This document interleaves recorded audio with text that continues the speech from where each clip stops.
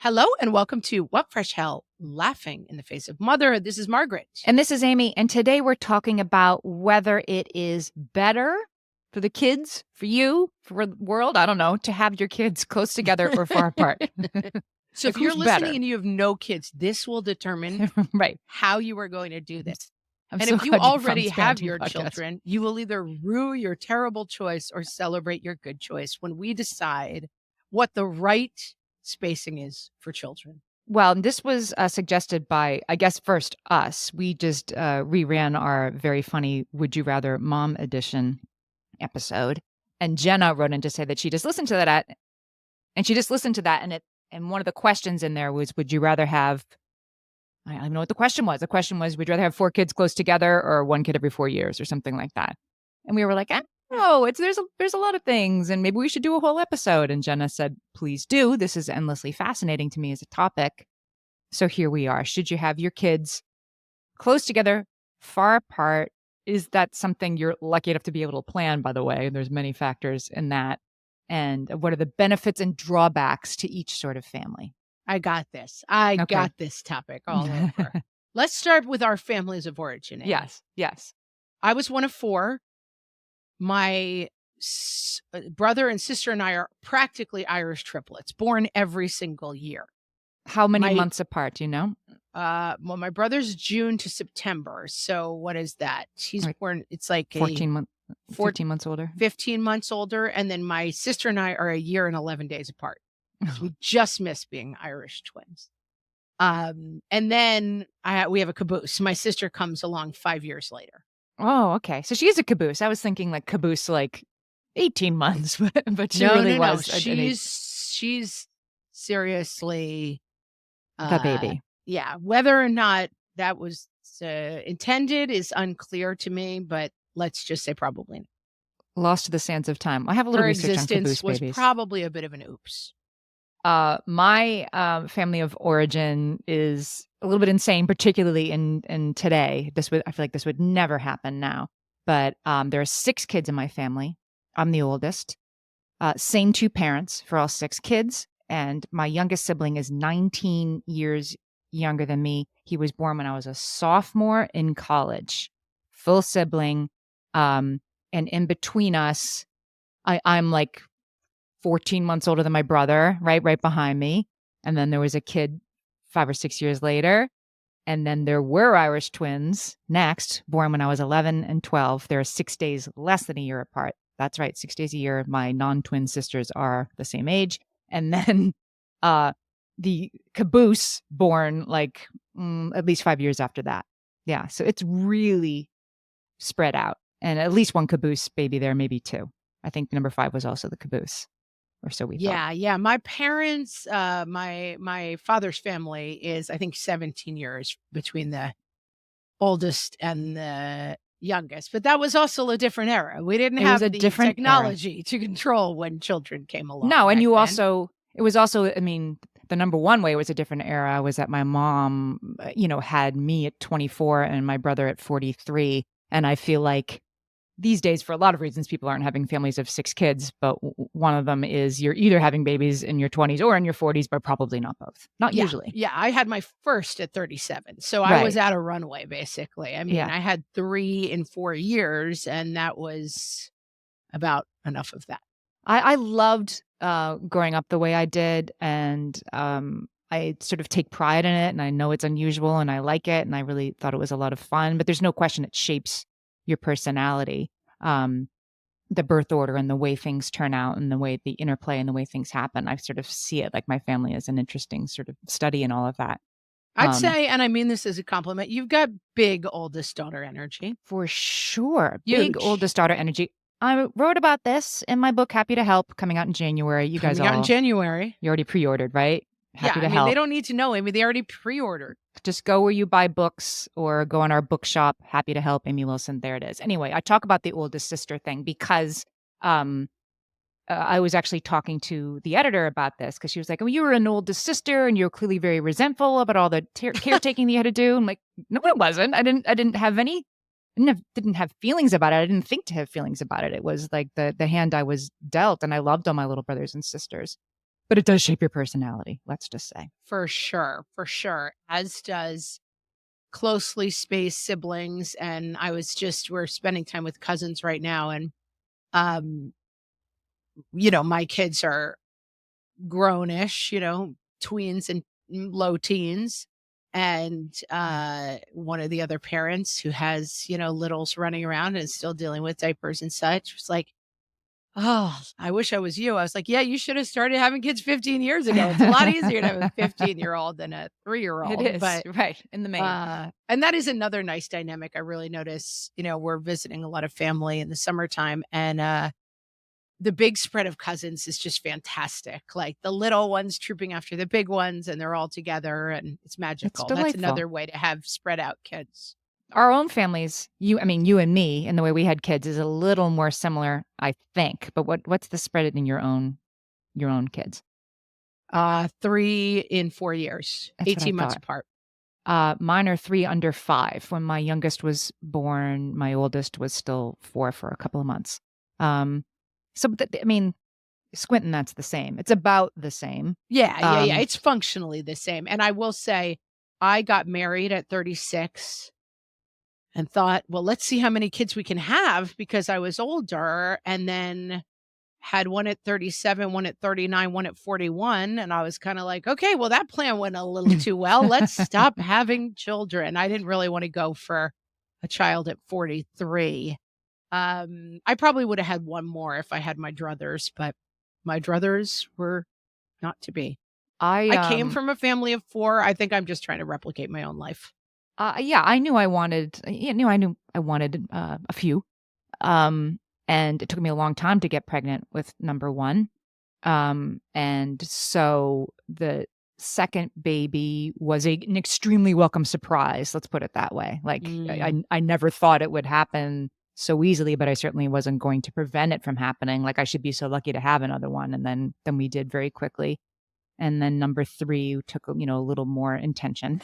But Yeah. yeah, I was like, it was in my mid-30s, so I thought like, "Okay, I need to kinda get on this." You sort of get that feeling from the doctors when you go and they're like, You better get to it," right? Which I Time think to go. is one of the Yeah, and it factors. is worth stating that we are talking about this as its, intentionality and all of that. We obviously know from struggles with infertility Mhm. and that this is not something that you have the most vast amount of control over, No. obviously. It's something that on both sides that, I have people in my family who have gone to the doctor to find out what they should do about being in menopause, only to be told they should get ready to welcome an infant because they're 5.5 months pregnant, babies, I think gosh, I should look this up because I say it sometimes, and now I'm not sure if it's 100% true, but I think I have an great aunt who had a natural child in their 50s. Mm. And, we got good Irish, Yeah. breeding genes going on in Both of my us, family, yeah. but, it's not always something you have a tremendous amount of control Right. over. Right. So let's talk about this was an interesting article that I surprised me. Michael Waters was writing for The Atlantic. I'll put the link in the show notes. He says that a 2020 study showed that the average time between sibling births in the United States has been increasing since the Mm, 60s, and siblings are now on average more than 4 years apart, 4.2 years apart. And I thought this doesn't track certainly with our listeners. We asked our listeners, tell us about your stories, and the overwhelming majority was people like us, maybe because our close listeners are people spaced. like us. But yeah, like I have 3 and they're all 18 months apart, or they're 2. Yeah, close together.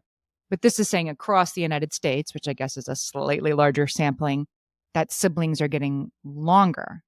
So I Well, thought this is interesting. I think that's true, and I do think that birth control has a lot to do with it. 67, I think, is almost before, like, birth control is widely available, Right. right? And that was one thing I thought too, that birth control means you have more control over your kids. Although if you're having kids later, then you do feel like you have to hurry up. But on the other hand, better fertility treatments also means you have more runway than you certainly Yes. thought you did in the 60s. Like I was thinking that there might be more kids now who are siblings who are 5 or 6 years apart. In the 80s, that would have just been an only child. But now there is a second child that's maybe took a while, but it happened thanks to fertility treatments. And so that becomes, instead of an only child, a family with two widely spaced siblings That's that might not right. have existed. And I think that, yeah, I was just looking up average age of first birth in the United States now. What do you think it is? It's probably, it's such a wide, right? It's such a wide data Yes, set, but I'm going to say it's like 29. it's 27.3. Okay. 2 But it used decades to be ago, like it was 24. 24.9. Yeah. So that's right. And that's a lot of women working and having more control over when they have kids. And um, yeah, I think it makes a lot of sense that it used to be. I mean, it's also so different regionally. When I am in the South with my husband's family, almost everyone I talked to was married by 21. That was just like Hmm. what you did. My mother got married and she was an outlier for sure, even in New York City, but she was raised in New York City, had a job, did other things. She got married in her 30s, 32. But even she says that people were like, "Oh, that's sad that you're never going to find anyone that you chose to be a childless old I've maid." had And that she was like, "I'm experience. 29." You know? I had that experience. I was a bridesmaid in my college roommate's wedding in the deep South. And yeah, I think we were 22 or 23 at the wedding. And definitely there were some aunts clucking, sadly, that You'd here missed your we were, boat. her roommates, that, we were already aging on the shelf, so to speak. Yeah, exactly. Like your shelf life, you're beyond your expiration date. There's other reasons that I hadn't even considered about why, like, the age between siblings is getting greater in America. There was a study from the University of Wisconsin that among parents with at least 2 kids, about 20% of them have had those kids with different people. So we're talking Right. about mixed families, step Sure. siblings. And in that case, if you're having a second child with a different partner than you had your first child with, on average, that's gonna add 18 months, she says, to the age between the I'm siblings. surprised it's only 18 months. Yeah, I mean, I takes a while. definitely know people whose parents have kids younger than their own kids. Like the second it's Right, the that dad, stuff, right, right. like the dad is like remarrying a younger person in their older age. And yeah, families look super different. Mhm. And then And also, I, it's expensive to have kids. yeah, that's what I was just going to say. I mean, I think that back in you can't discount the economy and the role of children, how it has changed in a century. That like Right. my grandmother was one of 13, of whom I think 10 or 11 survived to adulthood. That's remarkable, 'cause sometimes it was Sure. This is my grandmother was the half, youngest right. and she was born in 1901. So you're talking about people her father alive during the Civil War, like long Sh generations, Crazy. because my grandmother was the youngest. And you had 13 children because statistically a bunch of them weren't going to make it to adulthood because of typhoid, and there was no vaccines, there was nothing, kids didn't make it, and you needed people to run the business and run the land. And so it was this idea of children were there to be created to work on your land to help you all survive, and all of you would just kind of scrap and scrabble together, and like a couple would fall to the plague and then you would just keep going. And nowadays the economy of it has completely shifted. Right now, whatever the current number is, it's like it's $174,000 or something to raise a Oh child gosh, with no private school, just to get them to 18 with no college. that's grim. Yeah, they used to be free labor, man. Come on, it's all switched around. But we need to get to what's better. So I think we should take a break. And when we come back, let's start with kids that are close together. What are the good parts and what are the hard parts of having extremely closely spaced kids? Perfect. Margaret, I think you can lead us off with this. What are the good things about having closely spaced kids? Kids all sort of all of at once, so to speak. What's good I about am that? so team closely spaced. And in fact, it's absolutely crazy to have 3 kids under 3. And I can tell you the bad sides. And the number one word is everyone in diapers, but to me, you do everything pretty much. You're in it and then you're done. Like that to me, what I don't understand is chewing your leg out of the bear trap and then stepping back in it. Like Okay. it's all diapers, it's all crying, it's all sleeplessness, it's all chicken nuggets, it's all herding cats, it's all trips to the children's museum and the zoo and being miserable and having trouble keeping track of them and should I or shouldn't I buy a leash? It's all of that, but then boom, You're done. you're Right. done. You're Same out. thing. Diapers all at once is the bad news and the good news. It's the bad news and the good news. What I can't understand is getting a child potty trained and then having another kid. Like that to me seems absolutely insane.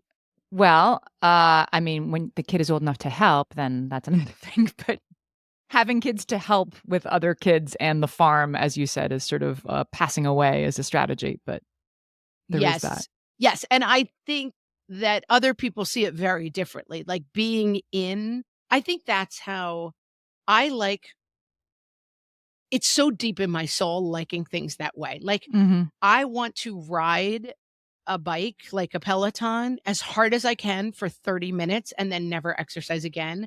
But I don't ever want to go on like a 7-mile hike. Like Okay. spreading out the pain, I don't want in any aspect of my life. I'd rather be like, do you want to do it now or later? I want to do it right now and as fast as possible. I want all the pain all at once. I don't want to spread out the pain. Okay. Well, here's some unalloyed good. And by 'Cause pain, you're like, I take the mean pain my all at once. beloved children, just to be Right. clear. Right. You're making it sound great so far. No. But the other things Is that there are a choice of no children? I mean, the other thing that I hadn't considered, some experts said this, I didn't write down which one it was, that kids learn from one another. And so closely spaced siblings, there is this sort of invisible benefit of you're teaching everybody to ride their bikes. Or yes. even better, that the 8-year-old can teach the 6-year-old, like, while we're at it, we're going to do this together. And that closely spaced siblings additionally can teach one another things like pro-social behavior or how to behave on the t-ball game when you strike out. Yeah. Like the 8-year-old's going to tell the 6-year-old, you can't cry in front of the 9-year-olds. I'm just going to pull out a very, very Goldilocks term from the internet. Your mileage may vary. I mean, I Sure. think that the idea of the kids are going to play together and the kids are going to teach each other things. Will they? They might. They might also really not get along until they're 20. Yeah. They might also have to be separated for their own safety, as I was from my sister. Oh, Like, yeah. And mine too. Yeah. Who were very I close in mean, age. Yeah. truly, I was not, I was 5 when my sister was born, and I was not to be left alone with her because I That's was not that plotting her close doom. together, though. I No, mean, you're right. That's a little bit more spread out. But I think in general, the like it'll be 3-year-old great. deciding that it would be fun to hit the baby in the head very hard with the bottle stuff is I would beware the advice of they'll play together and be best friends. Okay. Not totally my experience, I'd say. They get along great now, and now it's like you all go walk down to town together and get lunch, or one goes and walks down and brings stuff for the other. It does pay dividends in the long run, but I would be very, very gimlet-eyed about the advice of, Yeah, they'll take love that. each other so much. There is actually more sibling rivalry among closely spaced siblings than kids far apart, particularly less than 2 years apart. I'm quoting J. Wesley Sanderson here, but I mean, lived experience will tell me that it's true, that less than 2 years is when they do the most sort of dramatic. That's when your kids are day and night. They're so different, right? And they also have more conflict because the competing for parental attention thing is sort of right in front of them. It's there every day. And so there is going to be more fighting when they're closely spaced. Yeah, and more comparison because also they're in school together. I mean, I was definitely a kid Mm. who was, "Oh, are you this and this one's brother sister? Oh, you must be so smart." Womp womp, sad Yeah. trombone, maybe not, you know? That definitely when you have a kid coming up every year, and my kids went through this in elementary school, and I do think that if any of my kids were, detached from their siblings, they would have had a different experience for good and for bad in school. That, like, being the sibling of the other kid makes the teacher define you as one way or another. It just And goes yeah, together. And even the parents, right? Like my 2, younger sisters who are Irish twins, they were called the girls by everybody, by me, by my parents, by, our relatives, by the people in town, whatever. They were the girls, and they were not a match set. They were very different, but they looked alike, and they were about the same age, and so they were sort of parented as a set, Oh, and my sister there was grew good and up bad. with, her best friends growing up with triplets, 3 female triplets, and they were a single unit to the Yeah, degree that they had matching names. They had all names that started with the same letter, and they weren't identical, but they were, I mean, I definitely never bothered to learn which one was which. They were the triplets. The triplets are over. Can the triplets come over? The triplets this, the triplets that. They were the triplets. They were right. just a unit. And I think for good and for bad, and I know them now as adults, and they're still very close, and, I think that they felt that strongly as an identity for themselves, but it certainly defined their lives in a very specific way, Yeah. good and bad, I'm sure.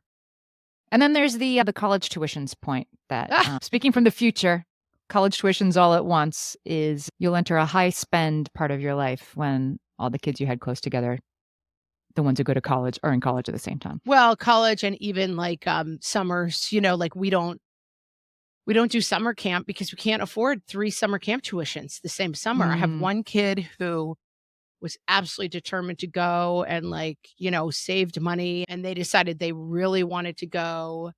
But yeah, you have to make a lot of different decisions when it's 3 of everything, like, oh, that looks like a fun week-long camp, but you're not gonna really send one of your kids. And so what's the point? You gotta send all everything's times 3, which is hard. we asked our listeners in the Facebook group, "Do you have your kids close together, far apart? Was how it went what you planned, and how does it work for you?" And I just wanted to give, while we're talking about closely spaced kids, a shout out to Monica. Out of all of our listeners who replied, Monica is the winner, closest to the pin, kids closest together, 11 and a half months apart, says Monica. And she says she loves it. She says we love it, which I think is important because I think that includes the 2 children, who are no doubt being perceived as a set, and Monica.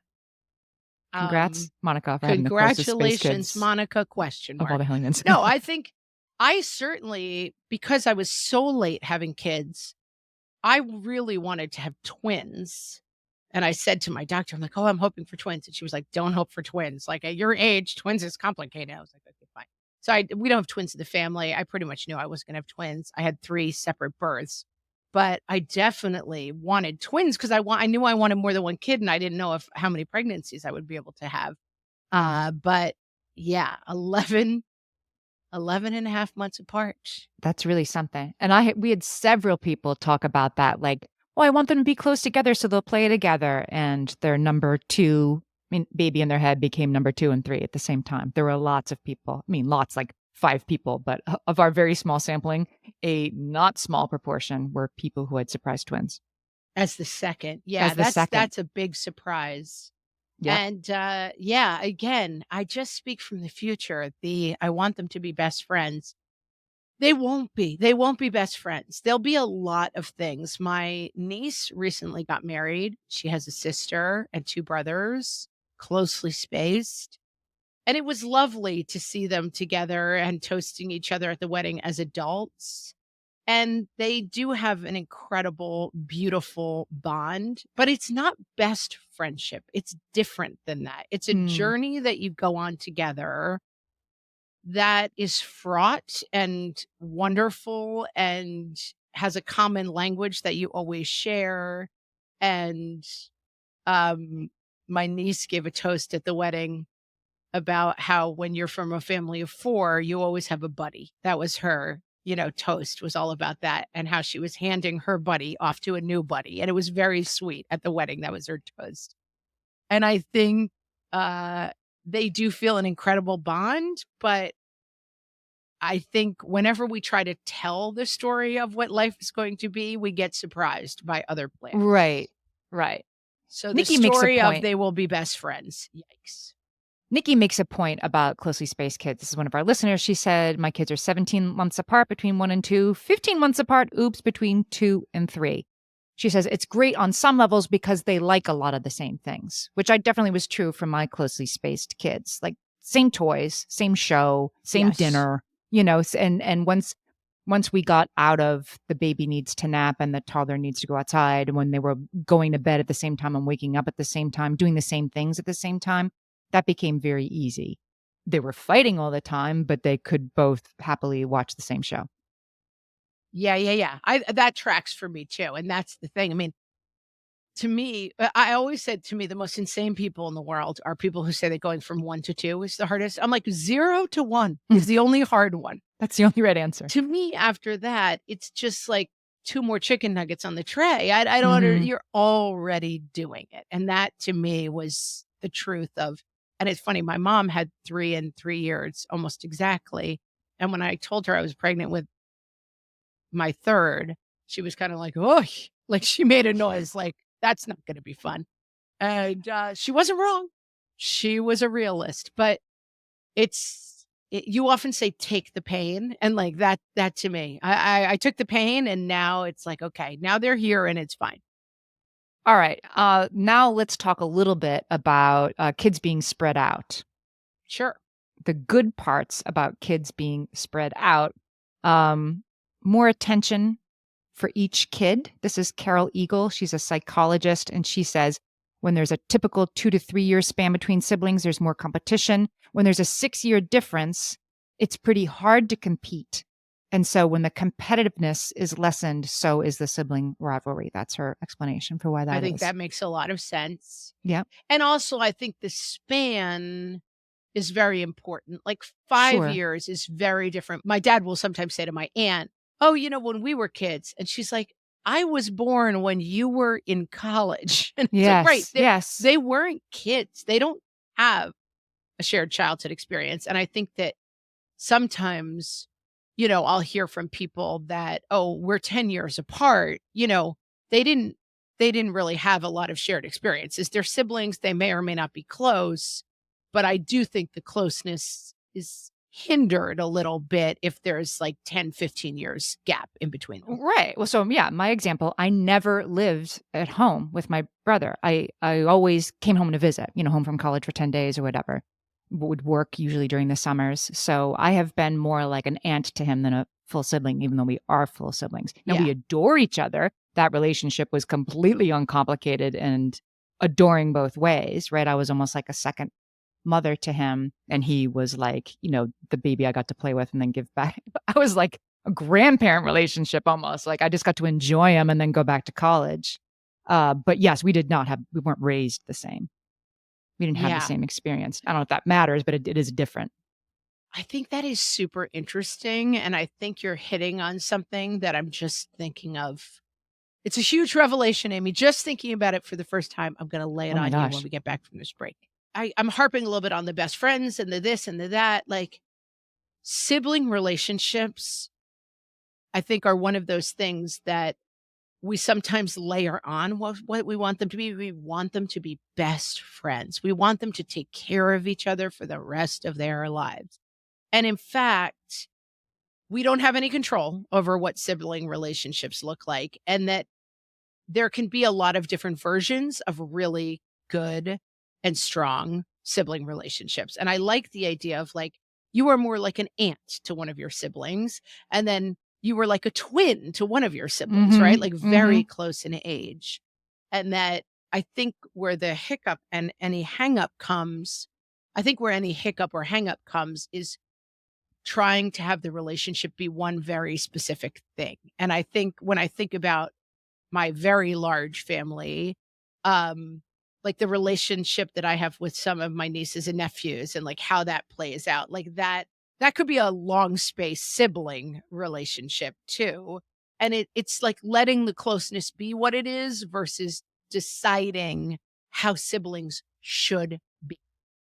I think you're so right, and I think part of it is that when the kids are maybe more spread apart, there's less of this emphasis that they have to get along because you don't Yes. see them as a set, you see them as individuals because they are, because they're 6 years apart or whatever. You're not like, "They have to get along," because you don't see them as 2 a set, you see them as 2 individuals, which there are definitely good things about that, right? For a kid to not be, "Oh, here you come. You're Kate's sister. You must be exactly a certain way because I had your Correct. sister last year and maybe you are and maybe you're not." That doesn't exist in this.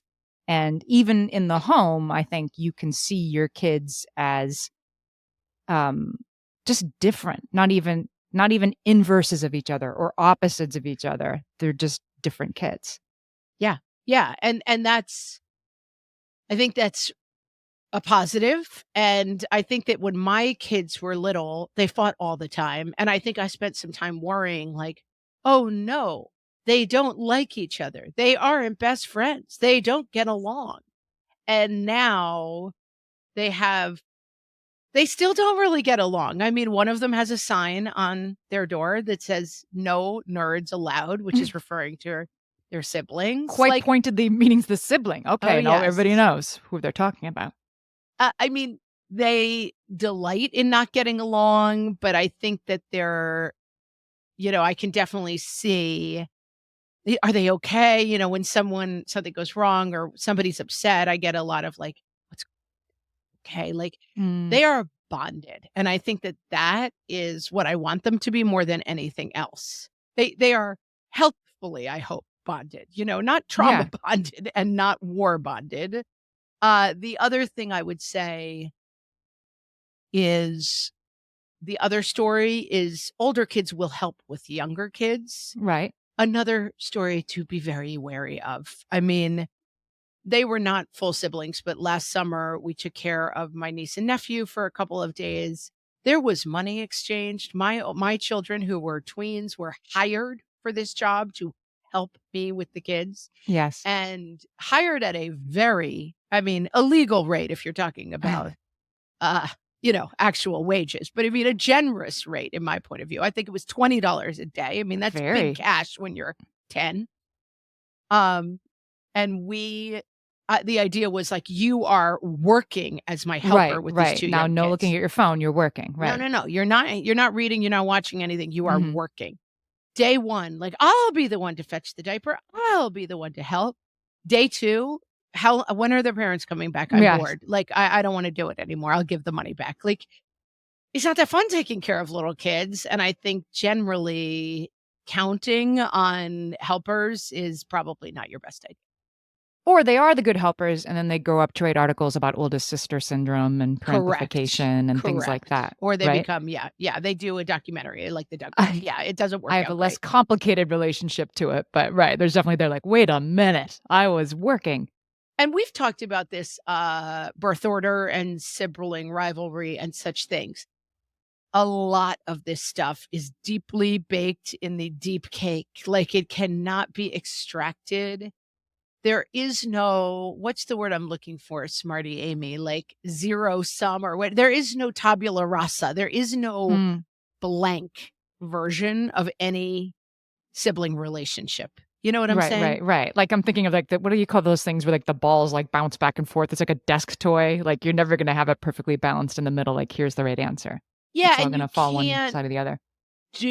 there is no good version or bad version. It's just that it's Heisenberg uncertainty principle is that whatever you study, you change. But like a birth changes everything in Sure. ways that you do not know or understand.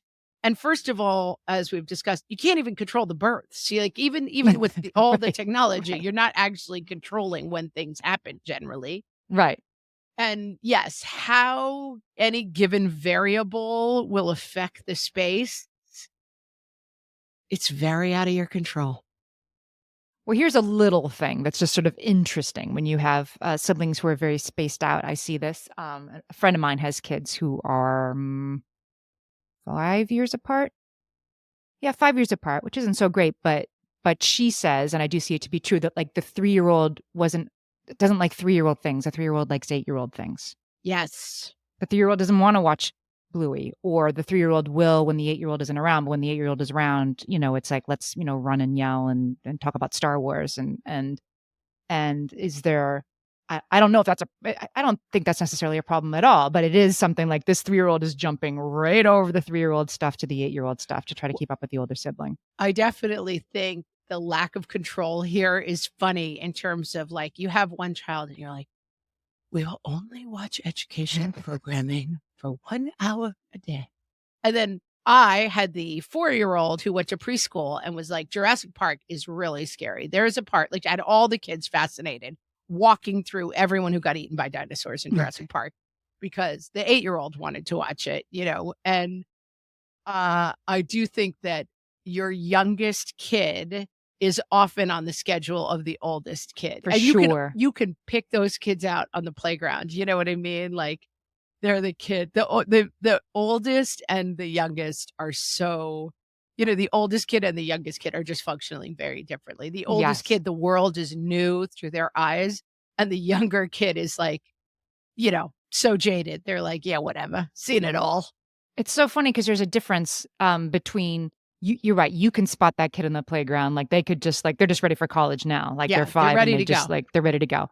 But within the family, there's this perception of the baby as the baby.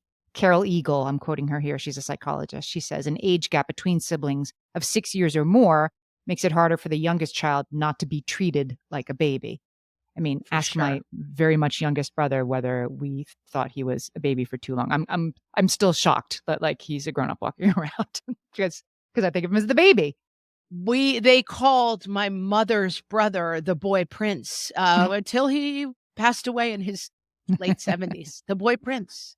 They had 2 girls and then a boy, and it was, their father died, the father of the family had died young, and it was the, like, 3 Irish aunts who were kind of taking care of the family, and this young prince who was finally born in a family full of women was the boy prince. Yeah.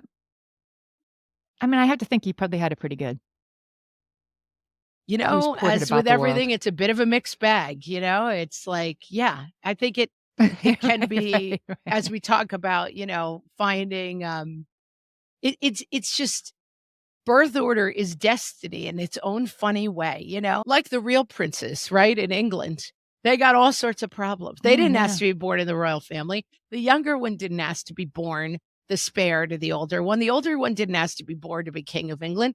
They didn't ask to have any of these problems, but the birth order is your destiny in a funny way that I think is somewhat immutable, but certainly we have talked about, and we can, rerun or we can link to the birth order episode. I think you can fight against it. Like, the baby doesn't always have to be the baby, and you Well, the can be aware of awareness it is key. enough. That's exactly what I was Mhm. gonna say. You can be aware of it enough that you play against type as often as possible.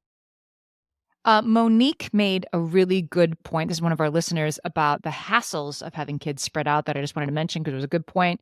Super inconvenient. Mine are 4 years apart. The eldest was in high school and the other one was at a different school, had to drive around in circles to 2 different schools. I'm like, well, I'm putting that on the list. That's the negative. When your kids are at different stages, they're always at different places. Absolutely. This is also, um it gets super complicated when you have, um, even closely spaced kids. I know my sister-in-law, whose boys were, I think, maybe 14, 16 months apart. She was like, "They're going on the same team. I don't care what team you put them on, but they're on the same soccer team. I'm not doing 2 different soccer teams." Yeah. And then the girls will be on the same soccer team. Like, you can't be we're now at a point where we have, 3 kids, no drivers, and so I often the school pickup that I do during the year is literally 2:25, 2:52, and 3:23. Those are Oh, the you're in it. 3 And you have pickups. closely spaced kids and you still got 3 pickups. Yeah, and it's just like middle school versus high school and who has 8th period and who doesn't, and it does end up, I mean, the crossing guard laughs at me because often someone has somewhere to be, and I'm also kind of a sucker, and I just, like, I'm Maxie the taxi from 2:30, and Amy knows, I'm like, "I'm not available from 2:30 It until is. 3:45 It's every blocked out in day, our calendar because every I day. am Yeah. in the car, there's not a good signal, and I'm also, like, driving through fields of children, and I don't wanna be on the phone, but I just basically now, could I make 2 of them wait at the library for the third one? I can, and I sometimes do, but sometimes I don't. It's a long day, I mean, you could argue that I do too much, but I just start the loop and I'm driving all afternoon. And then it's like basically by the time one gets home, then one has a guitar lesson and then one has a this. I mean, I'm basically in the car from 2:30 until 6 o'clock at night That's it. driving to every different thing. I wanted to give another special shout out to our listener who wrote in with the furthest apart kids. Come on. There's another prize here for Lillian. We know Lillian in real life. Oh, yes. So Lillian, you win. You are the listener who came up with the kids furthest apart. Lillian says, my first two were the perfect planned 2.5 years apart, which probably is. We didn't talk about like what's the exact right thing. But I think that's probably it. 2.5 is two is too close. it. But yeah, 2.5 years apart. Good for you, Lillian. And then the third arrived when they were nearly 6 and 8.5. Very much a surprise. So 8.5 year spread. The youngest has had all the benefits of being an only child. This is Lillian. And the benefit of my experience parenting the older two. And now I like having a soon-to-be 8th grader home with us while the big siblings are off at college, a rising sophomore and senior. So while I didn't plan it, it worked that out. is such an interesting point that we didn't talk about, Mm-hmm. is that you spread out. Like, I know people, just having seen a lot of graduation pictures and such, they've got one graduating from college and one graduating from grade school. Like, it softens the blow. Like, we're going to Yes. go from everything to empty nest in the course of 4 years, and, in it. And then it's also out of it is also going to be cold water for us because it's like, and I think that's right, that my sister, when we all left for college, my sister was in 8th grade. So then my parents had a whole like time alone with her as a high schooler that I think they very much enjoyed. Yeah, it's just so my youngest is 5 years younger than my oldest, so that's not a tiny spread. And anyway, yeah, so my youngest is home with us while the 2 other ones are away at college, and it of course completely changes your relationship and makes everything a little more mellow the third time around. Like my parents were super mellow when my Yeah, youngest was in high school. They're like, it's probably fine. They had just they had just seen it all before, so there's something to be said for that as well. for sure. Tough on the kids because you've seen it all before too. You're like, I know the sound the door makes when you try to sneak out. I True. know when you've taken the car, I can see how the gas is gone. Yeah, you can't get away with anything when you're that caboose. It's true. It's They've true. Maybe seen we it should have the all caboose. before. I'm gonna say it. What if we had a caboose siblings guest special? Oh, huge if true. Let's do it. Let's do it. Caboose siblings. Maybe that'll be a bonus episode. It was so helpful to hear from this listener who was Jenna saying like, you should do an episode on that. And here we were on the show saying we should do an episode on that. But Jenna reminded us that we had said that. And so thanks, Jenna. Thanks, Tell us Jenna. what you want to hear about. We love getting these ideas. Yeah, come join our Facebook group, facebook.com/whatfreshhellcast. So many great conversations going. It's a great place to suggest episode ideas. And be sure to do us this favor today. Follow, subscribe to the podcast wherever you are listening. The algorithms are always changing and trying to make it harder and harder for us to reach you. And we want to. So please make sure to follow, share, tell people about the podcast. We always appreciate it. And with that, we will talk to you next week. Thanks for listening.